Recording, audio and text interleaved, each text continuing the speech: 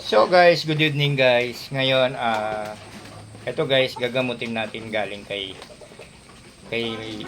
Insan. Kinuha ko 7 piraso guys, gagamutin natin. Pero kumakain naman sila guys, malakas sila guys. Kumain. Kaso ito guys, ang problema nito guys, may ano siya, makatawan siya guys. Kaso, ang sakit nitong manok na to guys, kula water. Ayan guys, kaya nasasabi kong kula water guys. Ayan, parang ano siya guys, nanunuyot siya guys. Ayan, nanunuyot. Ngayon guys, kaya ang sabi kong gamot niya, kula water, kulang siya sa tubig guys. Kaya bibigyan natin ng tubig.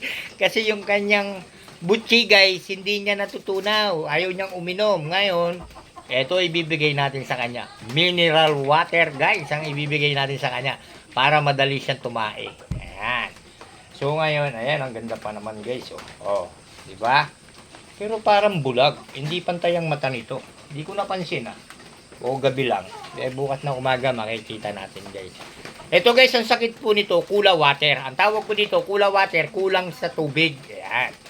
So ngayon, palalambutin natin yung kanyang butchi. Kasi naparami yung binigay ko sa kanya ngayon. Palalambutin natin guys. Ayan. Bago tayo maligo, gagamutin, nag-inject na ako guys, nag-inject na ako. So, bibigyan natin sila ng tubig.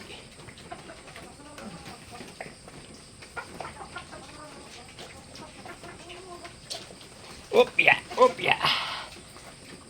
Ayun. Medyo ano pa, konti pa.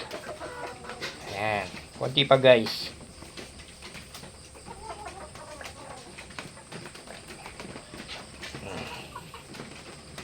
Ayun, mayroon pa.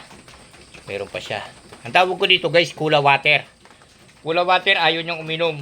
Ewan ko ba't ayaw niyang uminom. Siguro yung tubig dahil galing sa poso. Baka ito sanay uminom to sa ano, sa mineral. Ayan. Ayan siya. Ayan, medyo malambot na siya guys.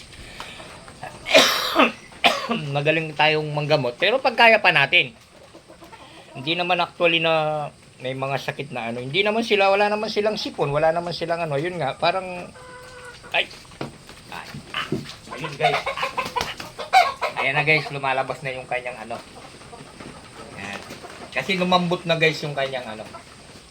Ayan. Maganda naman yung ano niya guys. Hindi naman siya kalakihan ng katawan. Actually ano lang. Talagang tignan nyo guys. Ayusin natin to guys. Ang ganda pa naman ito guys. Yung kapatid nito yung nanalo kagabi. So guys, maraming salamat sa inyo guys.